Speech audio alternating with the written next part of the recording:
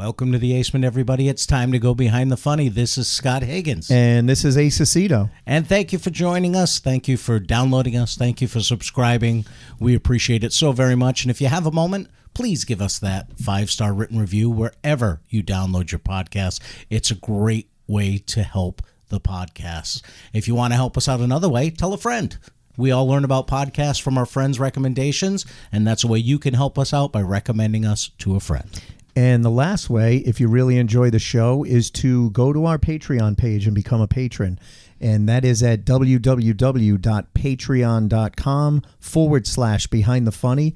And what that will get you, it's one simple giving level, $5 a month. That will get you a t-shirt or a mug, some sort of merchandise, as well as unlocking bonus content that only our patrons can access. Thank you so much for supporting us. If you want to reach out, you got a question for us, you got a comment, anything, please send us an email at behindthefunnypod@gmail.com. And now, enjoy the show.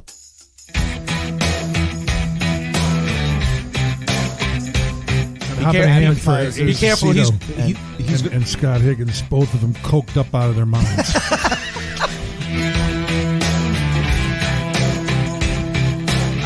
Listen to you. He's down in the basement. Yeah. Oh, I love that. I think we should call this the Acement. The Acement, yes. Yeah, what do you think there, huh? I like that. The Acement Studios. Excuse me, I'm drinking beer. Hold on a second. We usually drink bourbon on our end. Yeah, when we right. do the podcast, so That's all right. feel free to enjoy yourself. Yeah, exactly. You shoot an 8-ball if you want. We don't care, as long as it's good stories.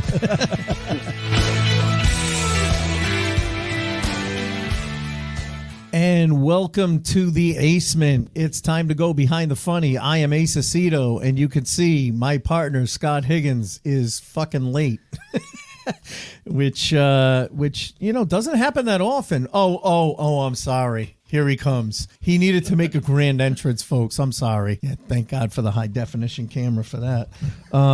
Anyway, as he falls into his chair. 2 minutes. Listen, this is a real fucking professional thing, okay? Oh, finally. You want to show up after 5 years. After 5 years. You want to show up late, you show up late. I golf every Wednesday. Well, yeah, but I Hang out wasn't with this my late. friends. At least I showed up on time. So you'll learn, Doug. We're like an old married couple by this point. A couple of guests have pointed that out. But no, listen, we really appreciate you guys tuning in and watching.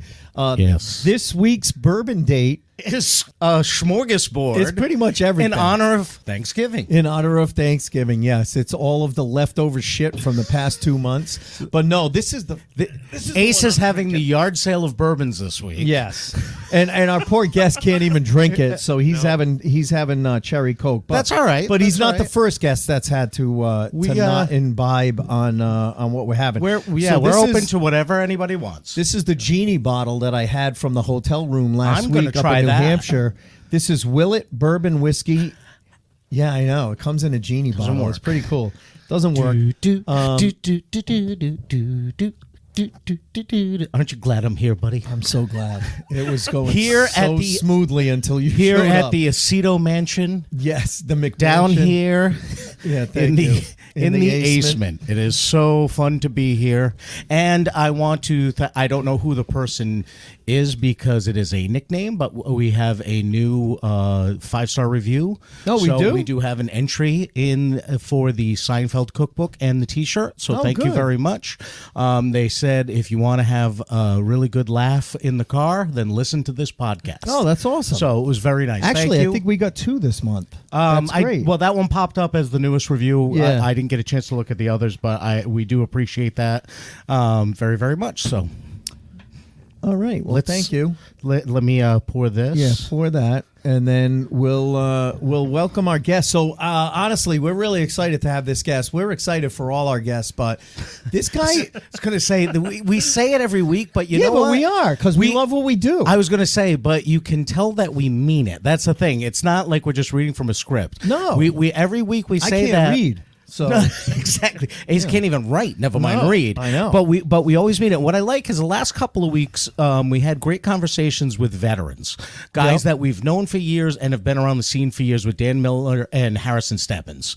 and even Brian Mulhern and Brendan Yes, Kirby. yeah, you know. exactly. And I like that this week we got someone that's a little bit newer, but someone that's but also has a different slant on it. Exactly. Because not only is he a newer comic, but he's one of those guys and we're going to get into it. and we mentioned it last week, the hustle. Yeah, the hustle, because not only is he doing comedy, but he's booking comedy and producing shows. Why he would want to do that, I don't know. I mean, listen, it took me 30 years before I even wanted to touch producing a show. Jeez, and I don't want to do it now. This and guy, I do it. I know, but this guy's been doing it. So welcome to the Behind the Funny podcast, Doug Ouimette. Hi, thanks for having me. Thank you. And I know you had to come all the way across town. I know, it was a whole 5-minute drive. Yeah, I know. I mean, Al Del Benny was closer than this guy, and he was in Australia. I know. We had him from Sydney, Australia. No, it's awesome because, I've heard a lot about you, and our buddy John Parada, who we love, has been on some of your shows. You've had him on. I mean, he's been on your shows. He's been on. You've been on his shows. He's been on your shows. Yeah, you know what I mean. I haven't even drank yet. That's the sad part. Today, it's just been a or long you just day. mean tonight? Tonight. Yeah, I was gonna say. Anyway, qualify that statement, sir. Semantics. Anyway, Yeah. no, but we've talked to John about you and stuff, and what I love is, so how long have you been actually, like, when was the first time you got up on stage?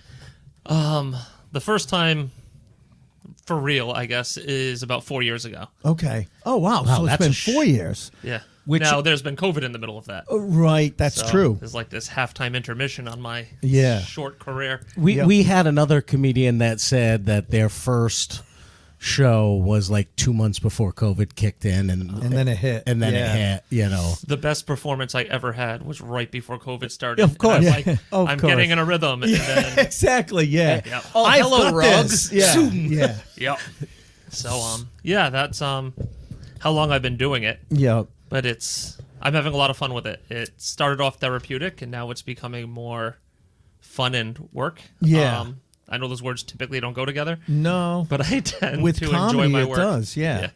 So what made you want to get up on stage that first time? Like, Has it had always been a friends- passion of Yeah, yours, had, comedy? had friends told you, "Hey, you're funny. You should do comedy." They Or- have, but it never seemed like a viable, real option. yeah. My dad grew up as a rock and roll guitar player. Oh, really? All throughout Rhode Island. We moved to Florida. He got signed by Sony Records to release an album down there. Okay. That went south, unfortunately, for a ton of different reasons. But Mm-hmm. so I was around the music industry forever, and I always went to concerts. But when I'd go see a stand-up comedian, I'd look at the stage, and it's just a microphone, a stool, and that's and that it. one person. Bare bones. And you are supposed bare to be as bones. entertaining as every band that's been in that place. Right. And it was always so intimidating. I'm like, that has to be the hardest gig to do. Yeah.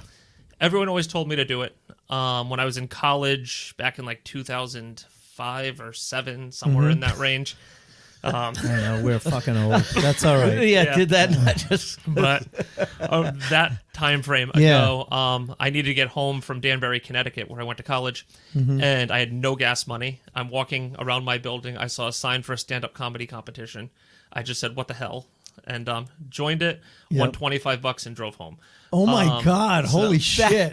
That is a cool story. Yeah, that's a cool. That's story. a resourceful story for the That is, first time on stage. Holy The shit! only time I ever had tried comedy, but then still, it's just like I'm going for a career, or I'm going for, and I didn't focus so much on that. I was a football player. I cared about that stuff. Yep. And fast forward to about 4 years ago, this isn't going to be a fun story, but my wife got diagnosed with chronic fatigue syndrome and POTS. For those that don't know what that is, chronic fatigue syndrome isn't just, oh my God, I'm so tired. Because Yeah, that's right. lazy, and that's what I am. It's my wife, actually, if she's exposed to too much light, sound, or movement, her body will actually go paralyzed. It shuts down. She won't be able to move. That's what chronic fatigue does. It is, yeah. Wow. So there were nights where I thought my wife was actually like dying on the couch because the only thing she could do was blink. So then call ambulances, call Really? whoever I need to get her to the That's hospital. got to be so scary before it's actually diagnosed and you have an understanding of it. Yeah. So we went to doctors to get that understanding of it. Yeah. Doctors don't have an understanding of it, but it became really stressful. We also found out that she has POTS, which is dysautonomia. It's a version of that, which means on top of chronic fatigue syndrome, she also, if she stands for more than 5 minutes, gets really lightheaded and starts to pass out. Really? And there's a bunch of other symptoms that go with it, but that's like the core piece of POTS. So she developed both of those out of nowhere. She was valedictorian of her college program, ranked third best hospitality student in the country her senior year. Worked for the biggest conference and events company in the world, and ran conference centers and hotels and all that stuff all around the country forever. And then we moved to Rhode Island, started renovating our house. Everything was doing great. And then all of a sudden she got hit with that. Really? Yeah. So that became scary and stressful. So started to talk to a therapist out this way. And her recommendation was I need to stop bottling everything up. She says that I was working very hard on being a sociopath. That was Really? her initial diagnosis. So I'm trying what to better have- way to get it out than stand on stage? Right, yes. So, well, it's either kill people or stand on stage and talk like- about it and not bottle it up. I You're just get trying it. to sit there and have no emotions. Right, 'cause if you have right. emotions, they're all sad. So then I went to work. I told my colleagues, like, hey, I need to start talking about the shit that's going on in my life. And they said, well, how about you try it? We've been trying to get you to do for a long time, and that's go on stage and try to be funny. Because I'm a career specialist at URI, so I'm trying to get kids how to get careers. Where they fit in Yeah. different careers, right? So I'm doing presentations every day on resumes and cover letters and interview prep, and it's like I'm delivering those in a way where the students laugh through the whole thing, but they understand the premise and concepts of those materials. So they're like, if you can make resumes funny, you might as well try talking about whatever you Stand-up, want to right. be funny. So I'm like, sure, if I have to talk about it, I might as well get on stage with a microphone and do it. So got on stage at Pub on Park in Cranston. John Prada, we love you, brother. It's the only one I could find online. I just Googled comedy open mics. That came up. So me and about 5 of my colleagues went there, got on stage, did pretty well. I got laughs for about half the time I was up there. And John Parada comes up to me after, says, hey, I love your brother. You're doing great. Yeah, brother, And, yeah. you're really good. I love that. You got potential, brother. I love it. That's it. So then he gives me the infamous John Parada business card. And He's I'll working give you- on the hey, same box since I'll- 1988. I'll give you $5 a head for every Yeah. person you bring to a show. You bring That's it. 25 people, you make tons of money, brother. so then I bought into the John Parada program, signed up for his class. And oh, you went through the class with him I and did Rock and that. Joe and Colleen. And Colleen. Yeah, Yep. yeah. So I did that to help learn how to structure my ideas to be more funny, which was very beneficial. So if anybody's thinking of doing it, I recommend it. But I've been going ever since. So that was how 4 I got years ago. started. And during my sets, if you give me more than 10 or 15 minutes, I tend to bring up the POTS and the chronic fatigue I was and- going to say that for some comedians, they'll talk about personal life stuff, but to go deep into your personal life like that, Yeah. Right. to really open up the wounds or the deep stuff is not always the easiest thing to do, especially in the beginning. Yeah. You know, young in your career like you are, 4 years in is still relatively young. To really open up that type of stuff can be difficult, Yeah. but you can really come up with some great stuff, and it's a great way to connect with the audience too, It if you're is. willing to bare your soul to them. So I am, and I anything that has to do with my wife, I run by her before I go. First, yep. Majority of my set talks about my wife, but from the traditional, she's my wife standpoint. So there's those traditional Right. aggravations and annoyances that every comic course. tends to hit on. But then also we dive into this is the added component to our lives, which is her illnesses. Her illnesses, right. But making it in a way where she's not the punchline. The doctors are. The hotels that we try to visit are. The Right. the theaters It's that everything stick all their around her. handicaps in the very back row, so when everyone else stands, they can't see. Right. It's all those things I've never noticed that I'm now noticing Until walking next to her. Right. Right. Because It's she's in a different. wheelchair when we go out to like Foxwoods or Mohegan or things like that. Because if she has to stand for more than 5 minutes, She she's gonna gets pass dizzy out. and So passes she has out. to have a wheelchair. But yeah, so that's where my comedy stems from, is a lot of family stuff, but talking a lot about chronic fatigue syndrome. I've gotten noticed by what's called the Open Medicine Foundation. They're the organization that raises money for research and awareness for what my wife has. Oh, okay. Some of the doctors that my wife has are members and researchers for that organization, but I'm in no way like paid by them or endorsed by them or anything. I just really believe in what they're doing. Right. So I'm happy that they saw it. They shared my set with their audience and did a feature on me about a month ago. Oh, that's and awesome. 100% positive feedback from all of their That's awesome. followers. Now, you went to college, Western Connecticut? I got my undergrad at Western Connecticut State and my master's in Springfield College in Mass. We said Danbury, so I assumed Western Connecticut because I went to Central Connecticut. That's where my wife went. Oh, did really? She? Yeah. When I was pretty bored when I went to Central Connecticut too, so I was dozing off quite a bit, but I didn't get chronic fatigue. So is it? No, nothing. No. Okay. Good try. So is it do they, obviously they don't know that much about it, but is it a neurological disorder? Do they know what triggered it? Do they think it could have been the renovations in the house? Was there asbestos in the house or some other Nope, we bought a chemicals house. or, you know? She had Is it something that's caused by chemicals or No, I something don't that know. just comes on? I don't know, but it sounds genetically? like if she was all like had no issues and then all of a sudden had issues, Yep. what triggered it? So- if they know. So everything you just said is just like if I was talking to a doctor. Yeah. But you're the doctor. That's how much they know. Yeah, they don't know. Right, So they're exactly. like- there's but the- they want to know. There's the theory that it could be something to do with molds. You're opening up walls from a house from 1978 that hasn't been touched since 1978. Right. So is it the renovations? But we've renovated things before, and she's been fine. And haven't had The issues. running theory is she had 2 surgeries about a month apart from each other. And her wounds healed, but she never physically bounced back. So there's a direct correlation to after that second surgery and all her symptoms. There's also a correlation to people who have some type of trauma, whether that be like the flu or COVID. That's big triggers. Oh, yeah. Also car accidents, childbirth, things like that. Wow. So any type of trauma, and the surgery is what we're believing is her trauma. Is her trauma that triggered it? Yep. And but nobody can prove that. Right, right. But there are, It's because- speculation at this That's all point. it is. Yeah. Because again, other people have had the same surgeries and not had it. So is it trauma, but it triggered a genetic issue that already happened and you don't know? we don't right? know. I always told her, I'm like, well, if it was a trauma that triggered it, as bad as this sounds, if you have an old TV that's staticky, if you just hit it, Yeah. all of a sudden it's cured. So I'm like, So you've been beating the shit out of your wife for the past it. 2 months. I wiggled the rabbit ears. That didn't work, so I gave it a smack on the side. so I'm like, maybe another trauma. will- When she starts to feel a little, dizzy, I give her a little whack and Poor bring her thing back. doesn't want to walk in front of him on stairs.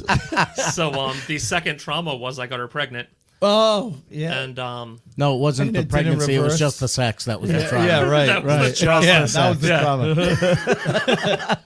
And, Pregnancy was fine. It was that sex shit. Yeah. I know. Get this sweaty bastard off of me.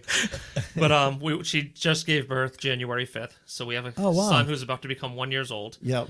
Hey, my birthday's January 7th. So There you go. Capricorn. Celebrate together. Capricorn. And it seems to have made a positive difference. That's awesome. So the chronic fatigue portion of it Yeah. is looking better. Yeah. We don't want to get too optimistic because then that gets sad. But Yep. Have the doctor said there's been cases where it goes away or changes after a certain amount of time? there's a lot of cases where it just disappears and nobody knows why either. Really? Yeah. Wow. But then there are people that have it forever.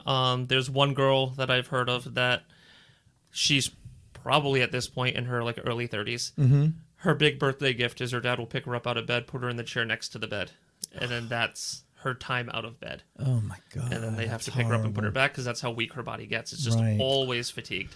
So it's like there's That's getting behind the funny It's right so there. different. Yeah, no, but there's such different things. Meanwhile, you're like, honey, you kind of got a little better. Let's have sex with me one more time. Maybe Just it'll one jar more things time. back into Yeah, normal. knock shit back in. Yeah, right. that's it. But Honey, they say if we try this position, Yeah, yeah, right. it could bring things back around. She's like, I'd rather stay tired. I don't want to get. I'm good. I'd rather nap. I don't want to get too good. Exactly. Yeah, I kind of like. Damn it! I this. pushed it too far. No. Wow. So a lot of your material comes from that, because I was reading in your bio. Yeah. A lot of it comes from and I think how you work with your wife. Yeah. Yeah. So some of it is just flagrantly talked about. So I talk about going to the doctor. I talk about times we've gone to a hotel, things like that. Yeah. But then there is some that like just we know it comes from her. Yeah. So an example of that, one of the best lines I have in my set is my wife makes me wear a Fitbit so I can start tracking my steps to lose weight. And it works. I sit on the couch and my phone rang from the other side of the room. And instead of getting up and walking to it, I was able to look at my Fitbit and be like, oh, that's my mother-in-law. She's not worth 8 steps. And I just stayed seated on the couch. Yep. So I have that joke. But the behind the scenes, I guess, of that joke is my wife got a Fitbit to make sure she doesn't take too many steps, to track her energy exertion for every day. Yeah. Oh, I want that Fitbit. Yeah. So then she was sitting on the couch one day and the phone rang from across the room for her, and she looked at it and she goes, oh, that person's not worth 8 steps. And I'm like, that is a perfect line. Yeah, right. Exactly. So that's where that comes from. Oh, that's too funny. Because everyone gets it to take more steps. Right. Do you talk Exactly. about her having to wear it to keep track of not taking too many steps? No, because I 'Cause try you to keep could- the surprise. Oh, And okay. if I Right. start talking about her using it for that, then it's... Well, you could talk about it after you do your line, I could. and then talk about how one day you mixed up the two and you wore hers, and it kept telling you to stop walking Stop around, walking. Yeah, right. sit down, and you're like, "This Hey, is the greatest Fitbit I ever Yeah. bought." Hey, slow down. I'm trying to help Yeah. them write material. No. I'm saying Oh, that's yeah. what the Fitbit says. I got slow down. I got up to make a photocopy at work, and it said, "Slow down, sit Yeah. down, You're relax." And I'm exerting like, yourself. "This Fitbit was the best present I ever got." I wore my wife's Fitbit to work one day. Man, and it kept telling me, "Stop walking around so much. Sit down." I'm Slow like, down. You're exerting "This is the yourself. greatest thing I ever got."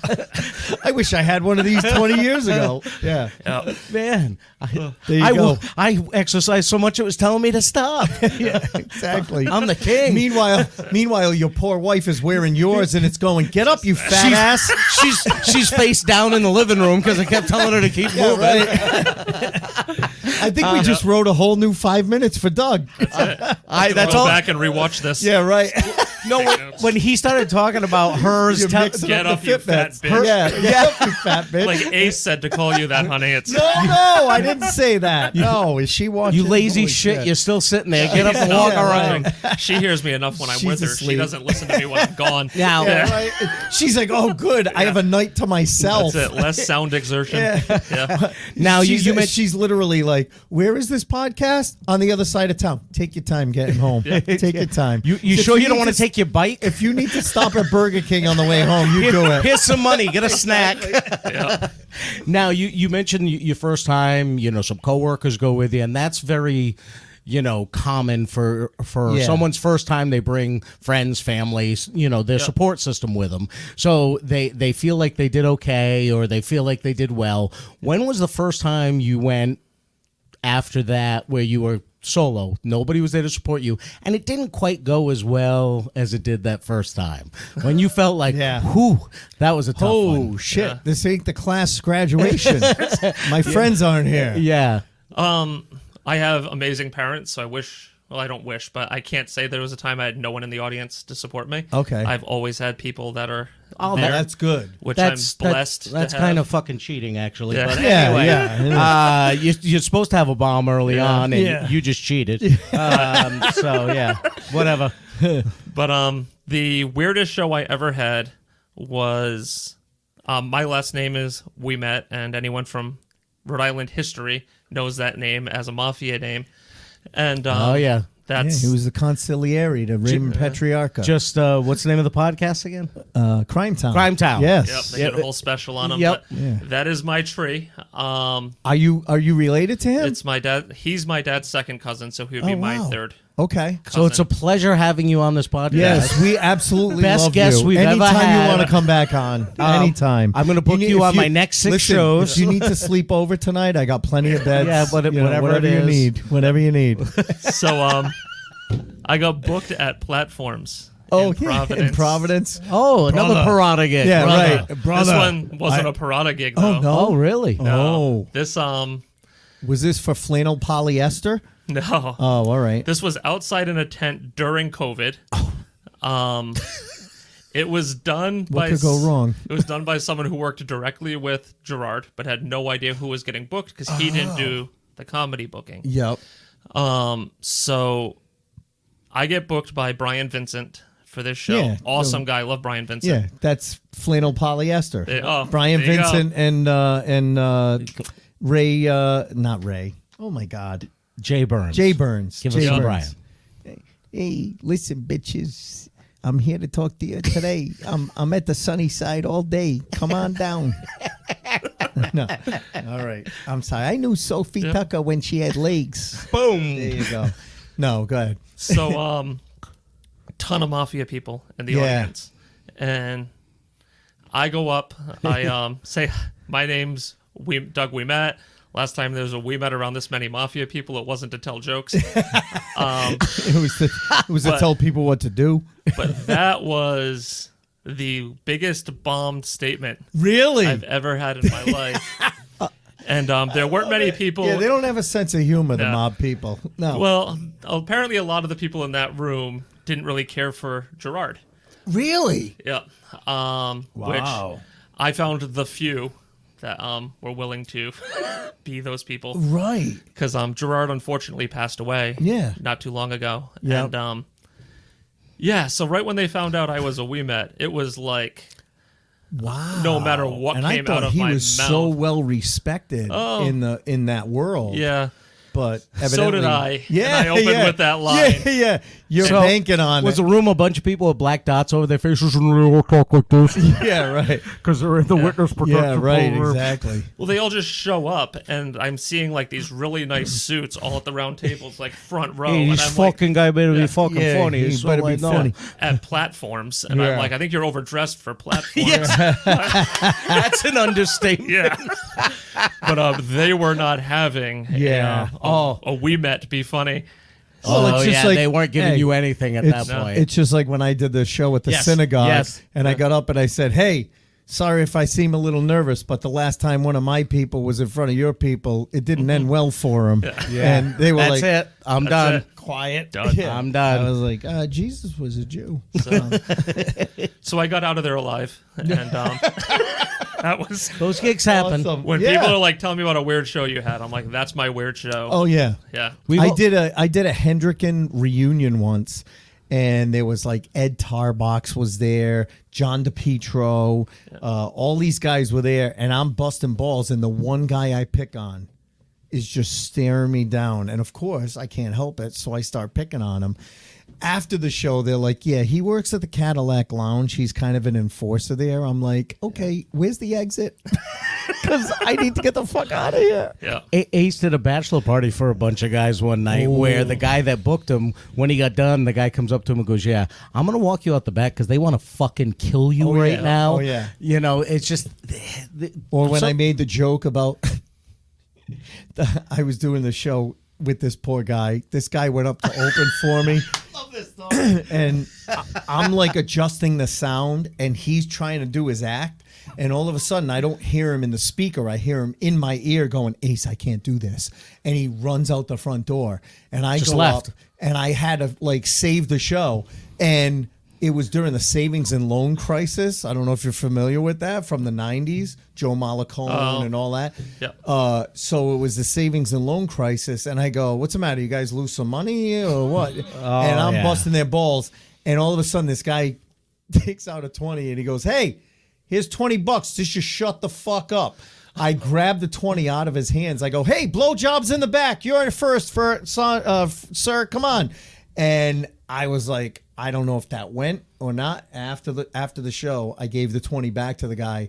I was like, "Hey, man, I hope we're okay." He goes, "No, you keep that. You earned that." He goes, "We busted your balls pretty fucking bad." Yep. You never know what you're going to walk into. It can be brutal at times. But especially, like you said, your last name's Ouimette, and you're thinking, oh, mafia guys, they're gonna They're gonna love me. I'm connected. Cred. Yeah, I'm connected. Because nobody ever says a bad thing about Gerard. And well, not in the 70s they didn't. no. Maybe didn't now dare. they do, but What was interesting is my grandmother on my mom's side, Mm-hmm. which is a different last name, got married. Her mother remarried a Providence police officer. Oh. And when he realized he married into the To the Ouimette family? I used to hear so many stories from like now the police side, but then also from the Ouimettes themselves. yeah, And it was just always interesting hearing. the two sides right, of the yeah, story, both sides of oh, it, yeah. Like I'd hear from my grandmother on my dad's side, like this is a story of something Gerard did or that other people did in that group. Yeah. And then all of a sudden I'd be hearing my grandfather on my mom's side be like, there was this one time that this thing was happening. And you're like, that's oh, I've the heard that same story. Yeah. story, but from a much different. Different perspective. Exactly. Exactly. Now, did you grow up in Rhode Island?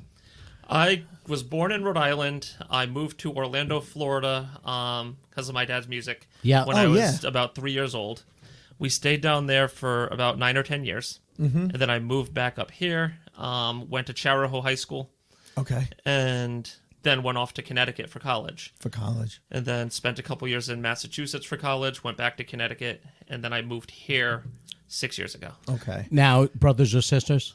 2 older sisters. Yep. Yep. Youngest. Yep.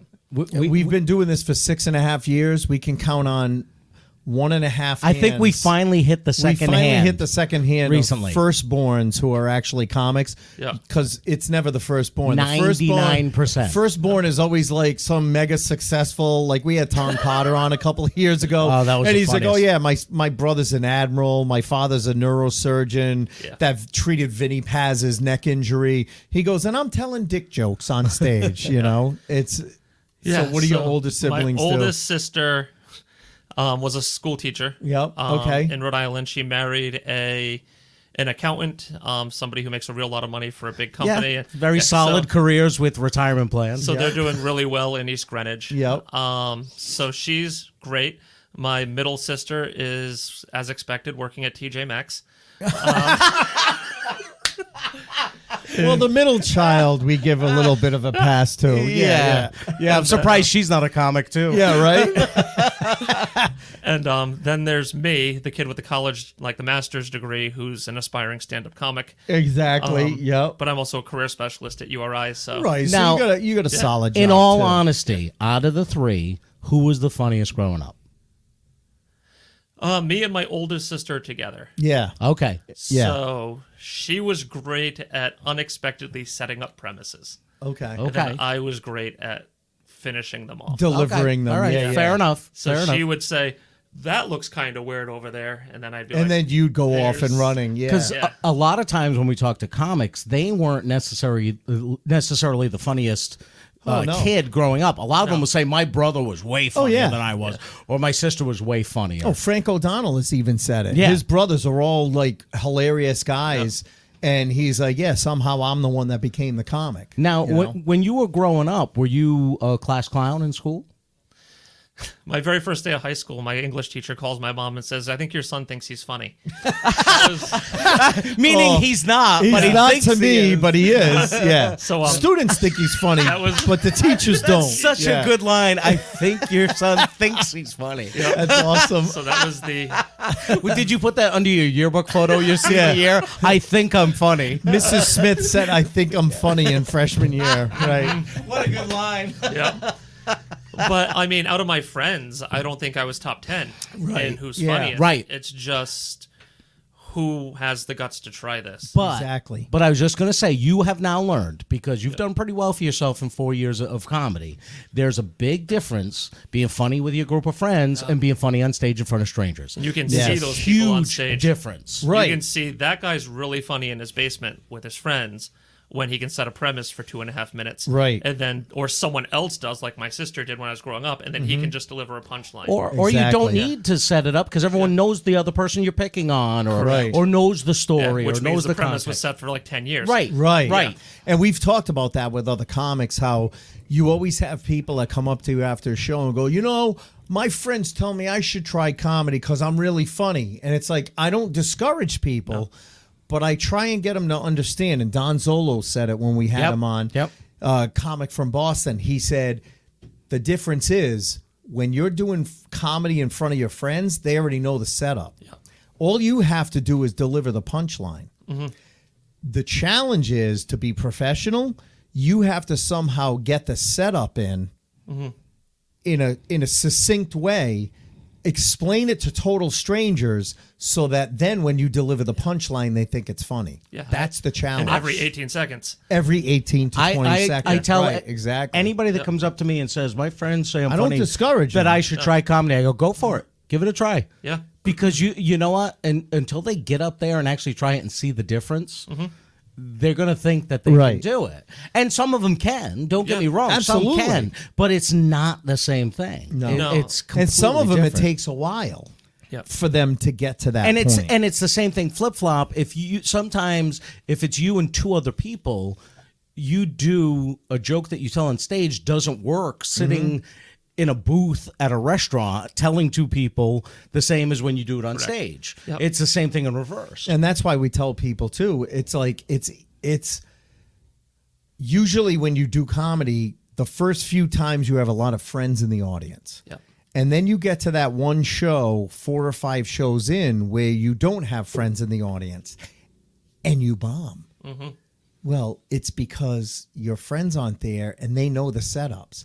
You haven't figured out how to convey the setup to the audience that doesn't know you and Which your is friends. part of the learning. It's part of the Which is learning fine. experience. Right, exactly. But now you said you took the class after you had done a few shows. Yep. So Parada came up to me and he says, your thoughts are great, but you just don't know how to structure them yet. Right. Yep. So the class was really good for me on here's Building the that structuring. structure. Here's every word counts. Really starting to understand this as a talent as opposed to just a hobby.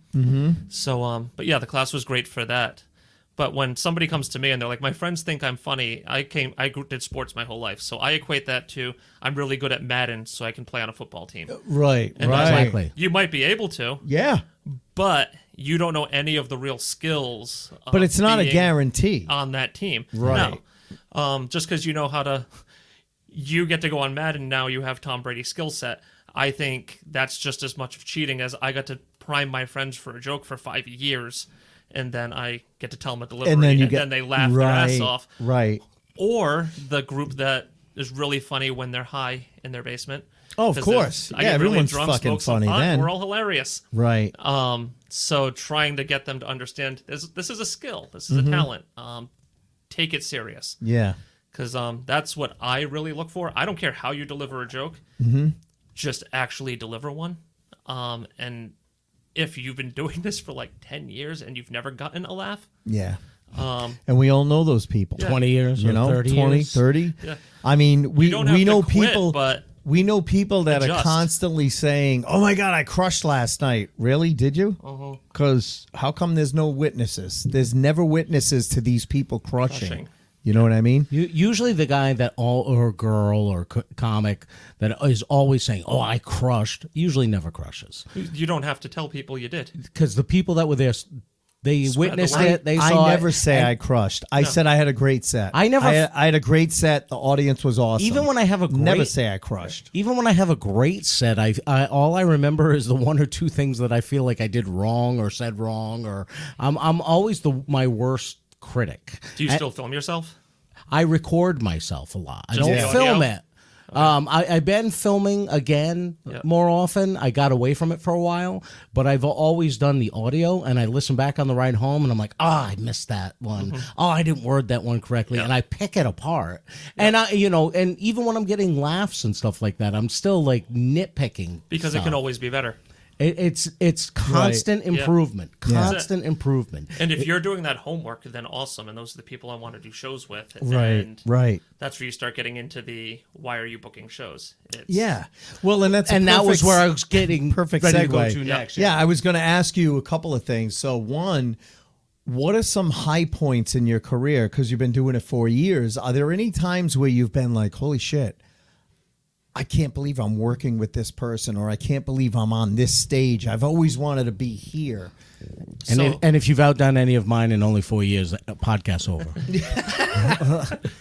So I always have that next goal. Yep. And I always try to tell myself to remember that when I get there, it's actually impressive. Mm-hmm. Because a lot of the times I've learned that when you get somewhere, the mystery of how you do it has been revealed to you. Right. So maybe now it doesn't feel as impressive. So I'm like, Doug from before would find today really cool. So I try to keep that perspective. My very first goal was to perform on the comics stage at Mohegan. At Mohegan, yep. So I saw a comedian there. I'm not going to say his name. National touring guy, popular comic. But I watched him in that room, and that was the first time I also looked at someone and said, I can do this. Yep. I can at least do what he's doing. As well as he's doing. Yeah. Eventually. Not today, but I know if I work hard enough, I can at least get to his talent level. And I saw him on that stage, so I'm like, I want to be on that stage. So I work hard. I do some parada things. I take the class. I'm on that stage eventually. So that was my first real cool thing. Yeah. And then I just keep moving the bar. So what's the next thing?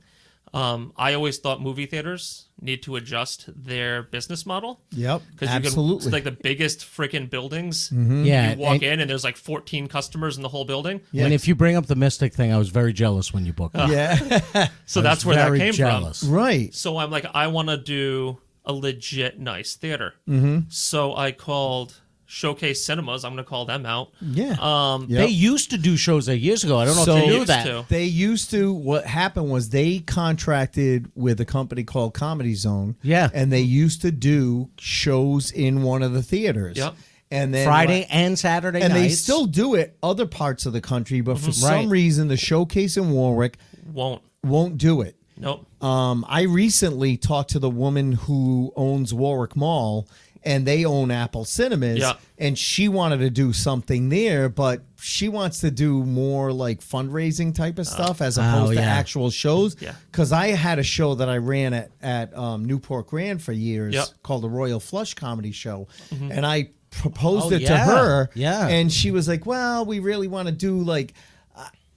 she just wants to be able to I bring get it. in an organization and say, here's our theater, sell tickets. Yeah. Yep. It's not going to work like that. No. It's not going to work like that. You're not going to get people like that. So Well, they want theaters the are a Levity Live great... deal that like Laugh Boston and Laugh whoever has. Right. And it's like, you're not going to get that in a movie theater. No, you're No. not. You're not. But there are great shows that have happened in theaters. Yep. You know, I used to do a theater down in Westerly called the Granite Theater. That was a fun theater. 150, 200 seats. Yep. Not huge, not Perfect tiny. size, though. Perfect Yeah. size, and you could do a great show there. And they would do our shows in between plays. So in between every play that they would do, because it's a local playhouse, in between each play they'd have 2 weeks. Yep. And they would do one of the comedy shows on those, and they used to do really well.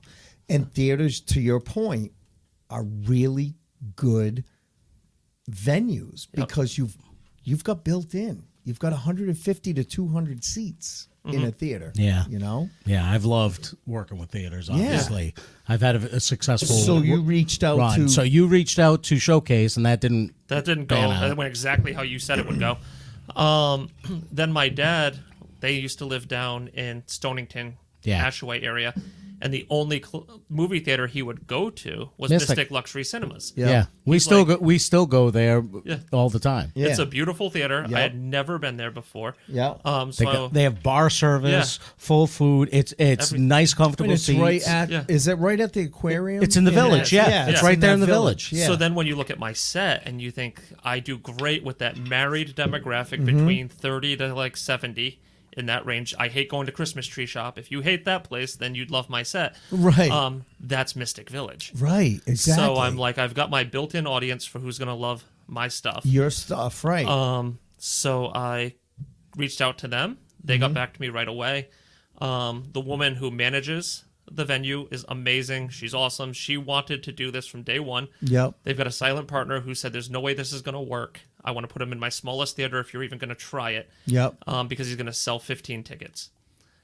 So I sold said, out. I said, I want your biggest room because that has a stage. Mm-hmm. So I fought and pled, and so did she, to say this is going to work. And then she convinced him to give me the biggest room they've got, which is 125 seats.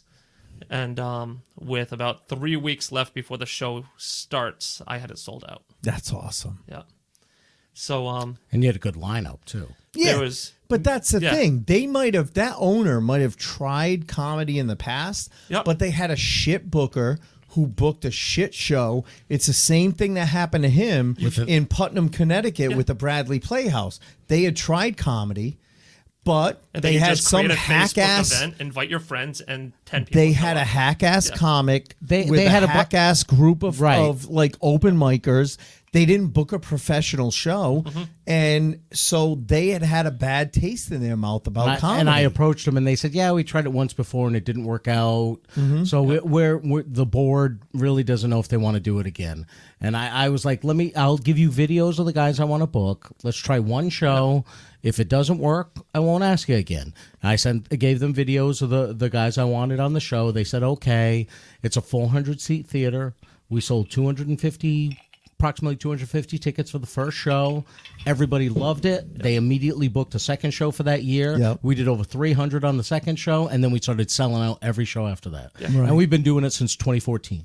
People want to laugh, but if you can create that for them, they'll keep coming back. Yeah. Right. Yeah. But then the thing is, the challenge is now, I've been doing it for 8 years, is to constantly deliver on the talent you bring in. right. You know, because you've built this level of show that they get to And see every honestly- time. You got to keep bringing in really good talent. And in all fairness, the first show was me, Well, that's what sold it. Mike Murray, Jay Sute, And me. and you. It's four of us. That was a great show. And we each did 25 minutes. Yep.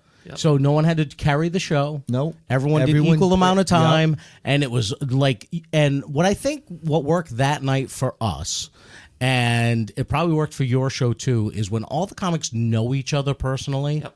There's a chemistry Yeah. on stage. As we introduced each other, we knew each other, and that We chemistry do kind of callbacks to each other's acts jokes, stuff, and that you know? bleeds over, and the crowd can see that, and they can't That help we're all friends. right, and Yeah.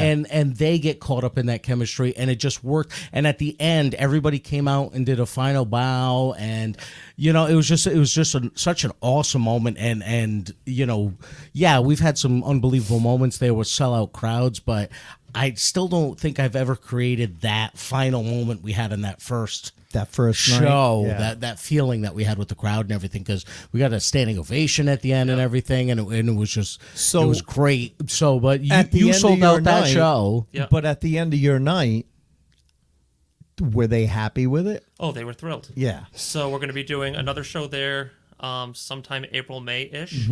Is it booked yet? Not yet. So I haven't got my official date yet. April? Yeah. Well, what's the date? No, I'm kidding. And then the same company owns a movie theater in Kingston right near URI. Oh, really? So they wanted to run one Similar there as well. style theater? It's a smaller theater, but similar look. Yeah, it's that Yep. old-fashioned look. Yeah. It's right in this little village of shops. It's got like a pizza parlor and all this Oh, other stuff. yeah, yeah, And yeah. there's apartment complex right there. It's between URI and Narragansett What's Beach. Something Commons or something, I think. There was a guy that used to book that. Is it the one down at Narragansett Beach? No. Oh, okay. This All is right. before There you was- get to the beach. It's much closer to URI. All right. There was a guy named Pat Bowlby that used to book a theater in Narragansett, near Narragansett Beach, where like Amalfi's is, and that Yeah, like it's not that whole area. I'm It's good. It's closer to URI. closer to Yep. like the DMV over there. Okay. Oh That yeah, area. yeah. Yeah. Yep. I'm going to Mystic this Sunday, as a matter of fact, and I'm going to totally steal a cake from you. Yeah. No, that I'm going to show you. I'm going to show you what comedy booking's all you know about. what? There you go. No, Just that, book me on the show. It becomes a lot easier. no, Yeah, good, right? good, Yeah. good for you to have the foresight to look for that's- something like that and get out there and hustle and do that. But that's one of the reasons we wanted to talk to you, because there's a lot of guys that get into comedy and they just try and get into comedy. What made you want to get into booking? There were shows I wanted to do that nobody else wanted to book. Really? So I talked to people that I respect doing this, but they're like, I just want to stay comedian. So for me to Right. go and get those spots, I had to create them.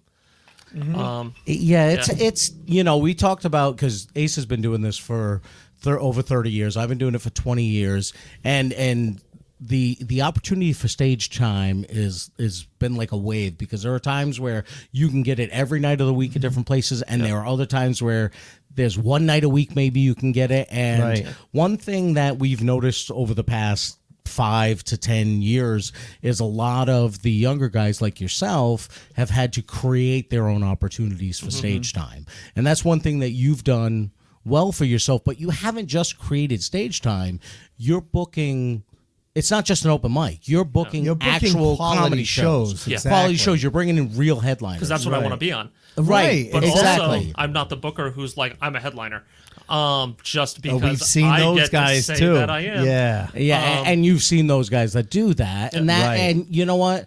We've talked about that before too. If you don't book a quality show, you could potentially get someone that goes to your show, and that's the first show that they've ever seen. First time they've seen live comedy. And if they're seeing a bunch of open mic guys and they paid $15, $20 to see it, they're like, I don't know if I'd go to another show. That's not really for me. But if they go to one of your shows where you have like John Perrotta, Rock and Joe Hebert on, yourself and everything, they're like, whoa, that was awesome. I got to come back to another show. Correct. So I'm looking at the people that I know and get along with. There's Tyler Hittner, who I think is one of the best younger comics. I wouldn't say that about Tyler. Fuck him. No, he actually already commented. He said, "Hi, Doug. I'm dying." Yeah, Tyler. We love Tyler. We had him on a couple of years ago. But bust Tyler's balls. We can't help it because he's such a great sport about it. I would never say this to anyone. Yep. I'm not that kind of person. But when we had him on, Scott asked him a question. He goes, "Have you ever faced any like obstacles when you're doing comedy?" Other than the stairs. That's it. That's the line. I said,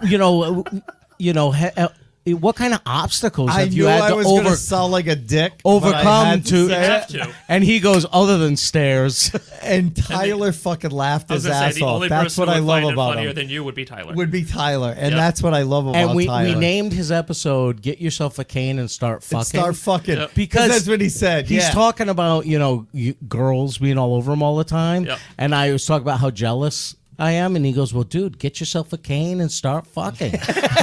So we named his episode that. Yeah. Get yourself a cane and start fucking. He is just a naturally funny guy. He's a nice guy too. Yeah. He's a nice guy too. And it pains me to actually admit that and know he's probably listening to it right now. He's watching the whole fucking. Yeah, of course he is. Yeah. He's such a piece of I'm waiting shit. for his comment to pop up on the thing. And our buddy Philip Anthony and buddy Phil, R.I.P. Jay Sute, absolutely right. Yeah, Philip, one of the greatest human beings and an awesome comedian. He's awesome. You probably never had the pleasure of working with Dr. Jay Sute out of Connecticut. He was an unbelievably funny comedian, and he was a pediatrician during the day, and as Ace used to call him, the Lewis Black of pediatricians. Oh yeah, he would. He had that same style. He didn't pull Lewis any Black. punches when it came to. He was a great guy, good friend of ours, and we do miss him. So, Philip, thank you for saying that, buddy. I'm impressed because I remember the first couple of times I booked comedy shows when I first started. I had a friend reach out to me and say, "Hey, we're having a Christmas party for our company. We'd love to have you on. Could you get a couple of the comics?" And I did, and like somebody cancels, and you got to book somebody else. And I said, I don't want to get into booking comedy. I did this because I want to perform comedy because it can be stressful. Yeah. And then once I started doing stuff like the theater shows that I do, and then obviously fundraisers, stuff like that, that's fine. You kind of settle in. But I also had been doing it for 15 years before I really got into booking on a regular basis. To take it on like you have, because you had like your show, what is that, Ohana, that you were doing on a regular basis? I was doing monthly Ohana shows, which were selling out. And then right when school started again, the ability for people to make it to those shows plummeted. Oh, really? Yeah. So it was a Tuesday night gig. Yeah. But I mean, because they weren't open on Tuesday nights, right? So they were giving you like the night they weren't open to try and fill the place, I right? said, I want one of your nights you're closed because I want to turn it into a comedy club. I don't want it to be your restaurant and we ambush your customers. Right. So he gave me Tuesday night.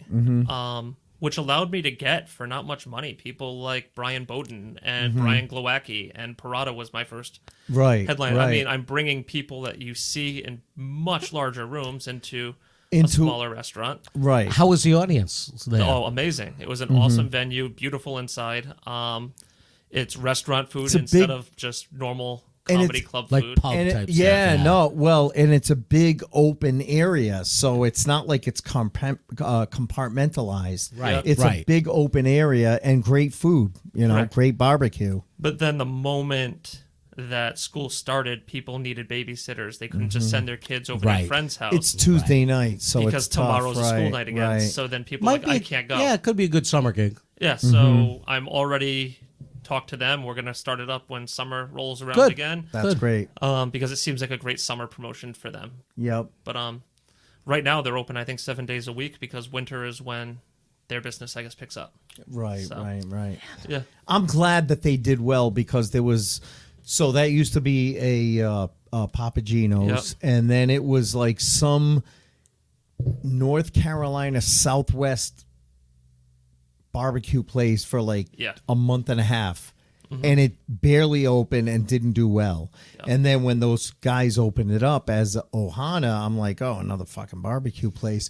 But they're local guys. And they have a local menu, and they really, really wanted to grab the local people. And I'm glad that it's been doing better. And I've had dinner there like 2 or 3 times. Very good food there, and open area. Like I said, it's a great venue for comedy. If, like you said, you're not hijacking the customers that are already there for other than comedy. Yeah, I don't need people going there on their anniversary, and all of a sudden they get hit with. John Parada shitting on him. Exactly. Well, you know what? If I took my wife to Ohana for our anniversary, I deserve to be shit on by John Parada. I know. That's all. That nothing against Ohana. Sure. That's a great date night just to go for a restaurant, but. It might, I'm just saying. But it's a great open venue. That's what I mean. It's not like I said, it's not like you mentioned earlier, and I like the way you do that. You set a goal, you work to achieve it, like you said, comics and things like that. So, what is the goal that you have for yourself right now? What is the next thing? What's your 2023 goal? It's a big one. So, August 12th, 23rd, August 12th of 2023. I have booked a 350-seat theater at Western Connecticut State. Your alma mater. They have, I think it's ranked 6th or 7th nicest theater in the country for campus theaters. Wow. It's beautiful. I booked that. My goal is to sell that out by August. And sponsorships what type of show are you doing there? Like a showcase type of show, multiple comics, just yourself? It's going to be similar to the Mystic Cinemas setup. Okay. But it's going to be in support of the Open Medicine Foundation. Nice. So I want to raise money and at the end, hopefully present something to them. With a check, I don't necessarily care about the money on this. I've got a job. My wife and I do fine. But I want to have these experiences, and I want something that I can leave bragging about. And feel proud about. So that is my 2023 goal, is to sell out that show. I'm not too intimidated by that stuff because my wife, like I said, graduated hospitality. She's even though she can't physically go out and do the work, her mind alone is just an unbelievable I was just going to say, great resource, can help guide you with stuff, and good advice. My master's degree is sport and recreational management, which is, I call it the guy's version of a hospitality degree. But they're both event degrees. If you want a degree in running events, you either go hospitality or sport man. So I went the sport management side. So I sold sponsorships for companies. That was my first real career job after grad school. I sold sponsorship and exhibit spaces at events. So I've got that aspect down. My wife has the event management piece down. So the two of us together, we're not intimidated by the logistics of booking the event. When you think about it, like you said, it's 350 seats. You can sell that out. You can. I was going to say that's not. It's not like you're trying to sell out $16,000. 16,000 seats at the Civic Center. Well, even 1,500 can be a little overwhelming, When you think about 350, 350 at your alma mater, and that's partnering. awesome. I'm going to try and partner There are with the VFWs Alumni Association and a ton of people that live in the New York, Connecticut area I went to college with. are thrilled about the show.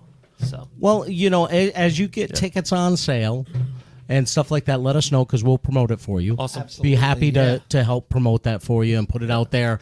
We'll put it up on episodes and stuff like that and help get the word out for you. Because it's for a great cause, which definitely want to get the word out for that. We'll even have you back on when it's time to promote. Yeah, when it. it's getting Awesome. closer. Even if we put you come back on, to do like a 10-minute segment before an episode to talk about it and get it out, get the word out there, so we can help you sell some tickets because definitely we want to help you reach that goal. That's a great goal to have. Yeah. So Thank you. no, least we could do. Would love to help you out with that. So let me ask you this, because we've talked about some high points, and obviously that's going to be a high point in your career, but we always like to end the podcast with a funny bad gig story, and that's the gig that wasn't funny the night of. It made you want to go like, why am I doing this? Or as it's the Scott night you says, said, is Enterprise hiring? So that you said know? Parada was wrong. Yeah, right. Exactly.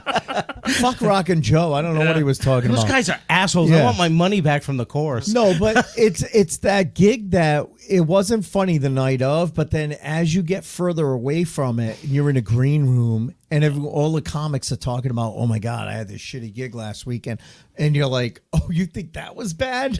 It's your one-up story. Yeah, So aside from the mob, yeah, that was a good one. That was a good one. I was hoping he Almost had another getting one whacked. because when he told that That's one, I was true. like, oh shit, he preempted blew us. his load right He there. preempted Yeah, us. so the other show that stands out when I try to not get into the whole mob story, I did a show at Comics. It was a 10 p.m. Thursday night showcase. How could that go wrong? Oh, we set up Where you for have to- success there.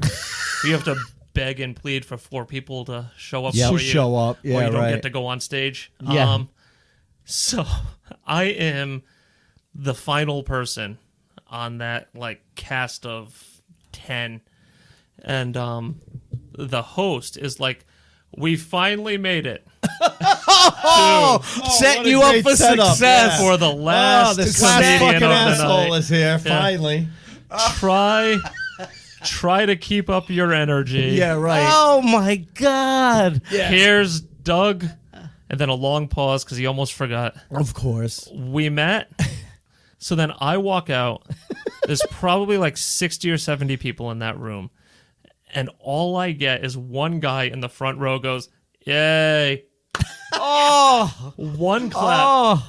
Dead silence. Oh, my Mind God. you, I have 4 people in that audience for me. And they didn't even And yell. they didn't even clap for you. It was another guy going, 2 of yeah. them were my mom and dad.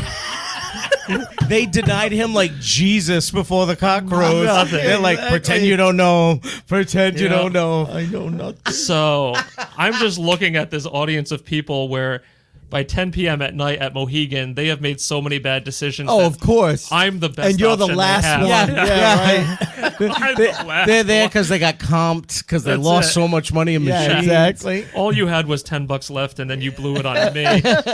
They were. The best thing I did was, I'm done. And then you got to clap. That was the end. And they're like, we made it. It was like my dragging God. someone through the Boston Marathon. They sat there out of courtesy. It's sheer Oh, it's all courtesy. it was. Nobody heckled me. I don't think they had the energy. It was, Right. Yeah, they were just exhausted. and it's Man. nothing against that show because I've done that 10 p.m. show No. other times, and No. there are nights that it's awesome. It was just Yeah. happened to be that crowd that night. That Yeah. night was rough.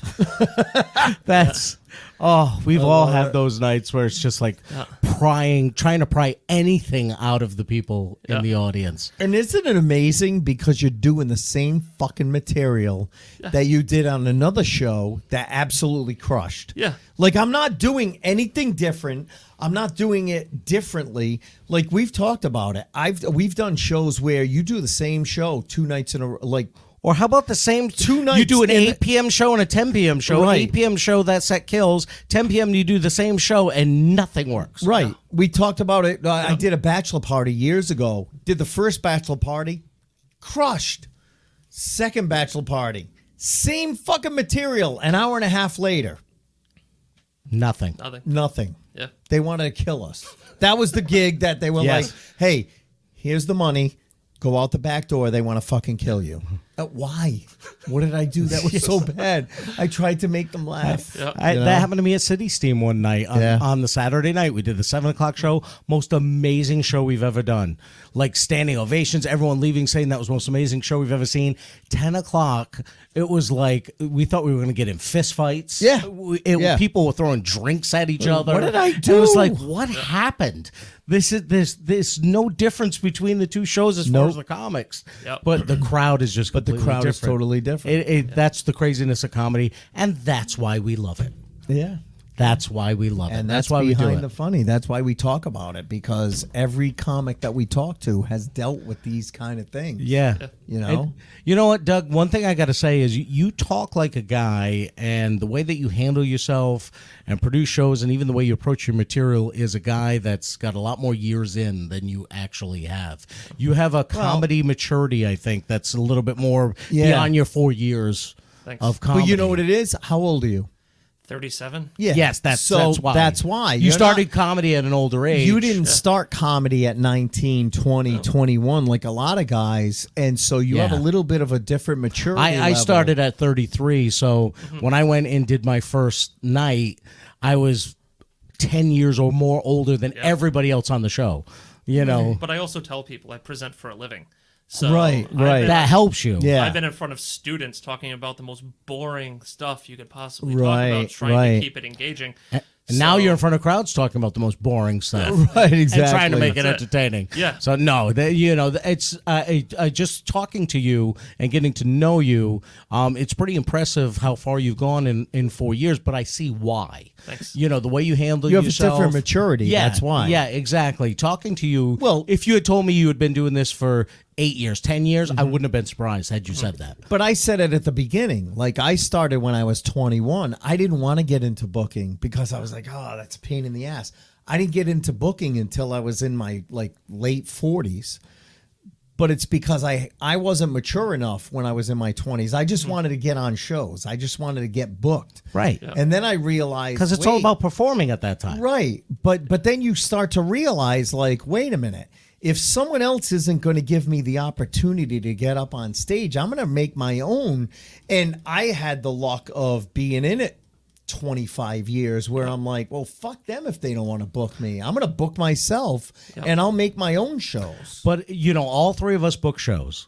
And I got to say, as much as I love going up and performing and walking off and having people say, that was great, that was so funny, isn't it great when you produce a show?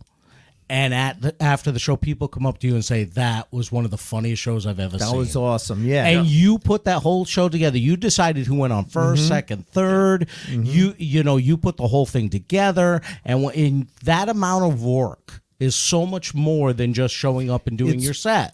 Yes, that takes work to put that together. But then, whenever you have 4 people on a show and there is, believe it or not, people, there is thought process that goes into who's first, who's second, who's third. There's actual, a science to who feeds into who, how the chemistry of the show is going to work that makes it best for the audience. So when people come up to you after the show saying how great it is, that feels awesome. Yep. Well, I recently just relaunched the Royal Flush Show. I did this show down at Newport Grand for like 4 years. Yep.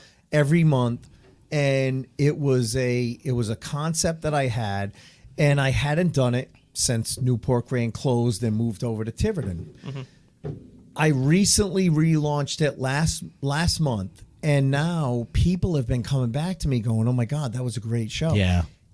It wasn't a really long show, but I packed a lot of talent into it. So now I just rebooked. I booked a second one for December 30th. And it's one of those shows where I know people are going to come to it because they know who's on it. I'm free that night. Yeah, you're not booked. I already booked someone. I'm not booked either. Don't No, feel no, bad. no. But it's one of those shows, honestly. It is one of those shows that I would get both of you on in the future. But it's In the show. future. Know how many times I've heard this from him, Doug? All right. Know how many times I've heard You know why? The Great Comedy Promise. Do you know why? Do you know how many of I'm gonna tell you Royal why. Flush shows? My best friend right here. Do you know how many Royal Flush shows I've been on? I'm going to say 0. 2. No, Oh, he's been that's- on 2. That's 2 more than That's two. 2 more than You Doug. weren't doing comedy Yeah. when he had him. Okay? No, listen. And you have a better chance than I do. Listen to me. I am booking people who have a draw in Rhode Island right now. Here we go. You don't fucking people don't know you. No, they in don't. Rhode Island. In all fairness. In no, all they don't. fairness, No, they don't. I even said it. So I just booked the most recent one, the one that's going to be on December 30th. Who you got on the show? I got Poppy Champlin Nobody as the knows queen. her. Nobody knows. Yeah, okay. Fucking national act from Rhode Island. Who? Okay, you're going to shit on this one? Bill Simus is the king. Nobody knows. Yeah, okay. I have Brad Pierce as the Joker. No. Yeah. Not familiar. Brad Pierce, come on. You know him. He had a meltdown right here on this podcast. Best meltdown ever. Best meltdown. We'll play that for you after. And then Karen Luigi. Have you worked with her? No, honestly. She has only been doing comedy for a year, but I've worked with her twice on 2 different showcase shows. She's one of those people where immediately you're like, I like her. She's got a great stage presence. She's funny. She's new, but she's got the jack spot, and it's only a 5-minute spot anyway. Yeah, I'm not above being a jack, but that's okay. Is no she one from asked the me. Brian Bowden group? No, no. She's actually The Brian Bowden group. No. Yeah. No, she actually. I think actually she works a lot with John Parada. Oh, okay. She's done a lot of John Parada gigs. But my thing is, it took me a couple of years to build up that show at Newport Grand. Now it's been gone for 4 years. You got to get people to recognize it again. I'm trying to build it so that people come because they know the comics on the show, and then eventually It'll be the name recognition. it's the show. Right. It's not who's on the show. As soon as they It's, see Royal Flush. Royal Flush, that's going to be a Yeah. great show. Right. Even Right. if I don't even know the fucking Right. names on that show. Exactly. That's what I'm trying to get to. Yeah, once you've been doing it for a while and they know no matter what, when they go see that show, it's going to be a Correct. great show, That's the thing. then you got a built-in audience, and then you're fine. Exactly. Then, Exactly. then you can bring in new people that people don't know. that people don't know, but they know they're going to But get a great show Exactly. They no matter trust what. the booking. So Right. Exactly. Right. But it takes a while to get to that Oh, point. You yeah. have to have 3 or 4 shows No, and you know- where you- they know people. You know, I'm No, I busting know your you're balls busting because it took balls. me for a while. Same thing with the Bradley. For the Bradley, and right. I got, I was able to bring in someone like Mark Riccadonna this Right. past year, which or Tom Anzalone at the last one. Tom Anzalone, which oh He my crushed, god, right? What? Jeez, Tom Anzalone was a guy I used to open up for at the Comedy Connection years ago. And this is a guy I Hilarious thought guy. he would appeal to the older people because we get a lot of older theater patrons that come in to the show. And I said, oh, he'll do well with them, but I don't know how he'll do with the younger people. I had a 22-year-old girl come up to me going, that last guy was one of the funniest people I have ever seen. He blew the place up. And he's from upstate New Blew York. the place up. You know? And he was one of the nicest people I have ever worked with. I love ever Tom. worked with. I told you. You know, he was so good. But it was one of those nights. There was another person on the show who I'm not going to say who I've seen before and always does a good job, but I've never seen him do like great, like blow the place off. This guy had the best set I've ever seen him do. It was just one of those nights where everybody had Did the really best well. set I've ever seen them do. Yeah. You know, and it was fantastic. But how many years have you been doing that show? 8 years. Right. 8 years. It took a while to be able to have the audience trust that, hey, I know you're not going to know the name of this person, but they're going to put on a good show. No, and I think It takes time. I think I said it to you before. One of the biggest compliments I got is I did a fundraiser earlier this year, right in the same town, and the lady said her biggest regret was not using my name on the fundraiser because they had people that were buying tickets going, is this the same people that do the Bradley show? And so now when I book fundraisers in that town, I'll say Funny for Funds. presented by Higgins. Scott Higgins Comedy All Stars. Right. So that they associate the two together, and I did And they that- know they're going to get a great show. And I did that with Right. another one afterwards, and we sold like 100 tickets in 1 week because they're associating it with that because they go see that show type of thing. And to me, it was like, really, my name was going to sell tickets? I don't look at it that way. I don't have any ego when it comes Right. to that stuff or anything because to me, I'm just trying to give them the best show that I can. But and- it's not about you. but it's not about. I never. the shows. I always that you make it about the book. show, not about me Right. at all. And I think that's. I don't know. To me, that was always the most important thing is Right. to focus on the people that I'm bringing in, not me. Yes, my name is on it, but Right. it's just about. It's about the. I want you guys to see who I like. Yep. Right.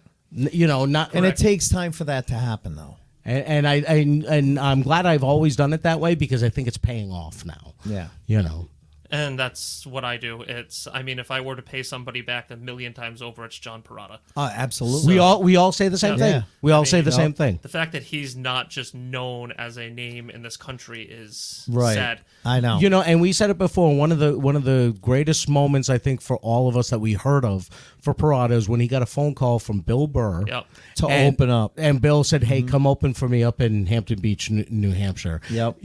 Because that was the guy that Perrotta back in the day used to give him stage time. Well, and McDonald's he didn't- chicken farm, brother. brother. You can have all the chicken palm you All want, the chicken farm, all the chicken and and I'll give you $5 for every ticket that you sell. $5 for every head. But the But guy, it's the right thing to do. but the guy Exactly. didn't And forget. That's what that John spot. does. Is Right. the Yeah. right thing by the Right. comics. Yep. Yeah, and he always has. Yeah. And he still does. And John loves new talent. Yep. Still to this day. He'll let new guys get on shows. He'll book them on paid shows. I mean, he is great for comedy in New England. I worked with him a couple of weeks ago. Ace, brother, I got the system. Everyone laughs at me, but I got the system. It works. I go, you're right, John. It does. It works. He gets a lot of newer comics who bring a lot of people.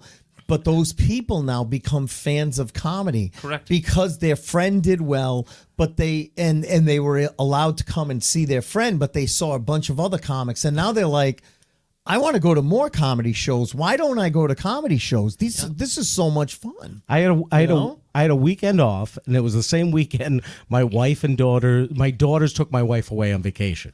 So I'm like, I'm home alone. I'm like, nothing booked. I reached out to John. Got any shows? I just want to go do a spot somewhere. And he goes, I got everything booked, but if you want to come do a spot on this show, I'll be at the show. I said, yeah, that's fine. He goes, I really can't pay much of anything. I said, I don't need money. I just want to do a spot. He goes, come do 10 minutes on this show. So I get there, and I go up, and I'm doing 10 minutes, and I look over at him, and he's going like this, like, keep going, because the headline is running late. So I end up doing like 22 minutes, 23 minutes, whatever it is, and I get off, and he's trying to hand me money. Yep. He goes, you did longer than I go, John, I don't want your money. Yeah. I go, I just want to do a spot tonight. And so he, next thing I know, he comes back over to me. It was a dinner comedy show, and he had the cook package up a tinfoil container full of food for me to take home. And it was, pasta and chicken and stuff like this. And he goes, take this home, brother. They had extra food in the back. I had a package up. And I'm like, John, I love you. had 3 extra meals, brother. I love you, John. And he goes, oh, you killed, brother. You rocked the house. But that's the thing. John not Such a only great gives guy. people an opportunity, but he appreciates when they do a good He makes job. you feel like you're doing him a favor, and that's not common. No, not at all. Not for most bookers. No. You're right. There's plenty of venues I've walked into and felt like I wasn't welcomed by the guy who asked me to be there. Right. Yeah. Isn't that I'm like, amazing? Exactly. You invited You me. invited me, Yes. and you're treating me like shit. Yeah. Right. And Exactly. unfortunately, that's almost more common. Yep. And You're right. that's why I always try to treat the comics with the same level of respect that John has. I try to learn from the people that I liked working for. But there's also a difference between comic bookers and bookers. yes, Yeah. We appreciate comics. 100%. 100%. To your point. That's our catchphrases. But no, there is a difference because comic bookers appreciate the comics. Yes. Yeah. Bookers most times don't. You're just hired talent. That's all they give a shit about, Wow, we covered a lot tonight.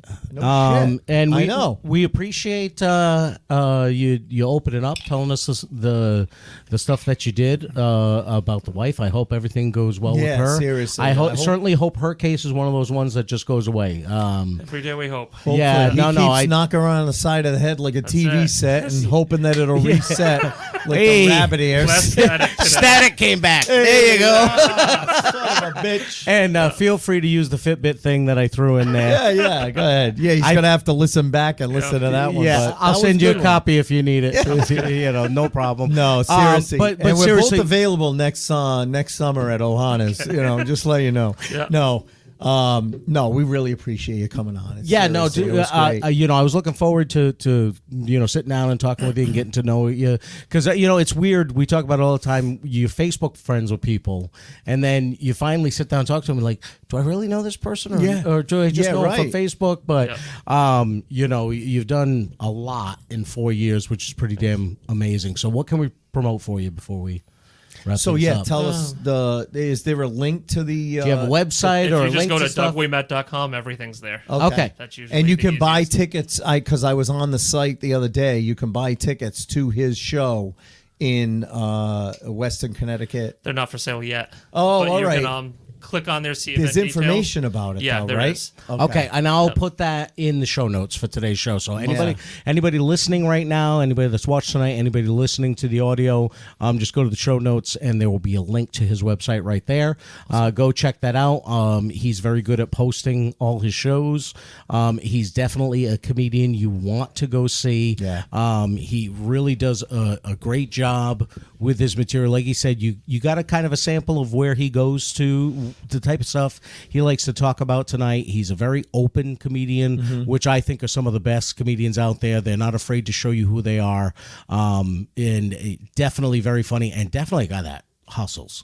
Yeah. Man, definitely. I was not hustling like that after 4 years. No. I was just calling Joey Santagate on Monday for spots up at the Comedy Connection in Boston. Hey, I'll That's do all coke I with was you doing. if you give me a spot. I was just trying to drop off a bag of Coke so I can get my spots on Monday nights. That's all I was doing. But amazing stuff, man. Thanks for being on. Thanks for having me.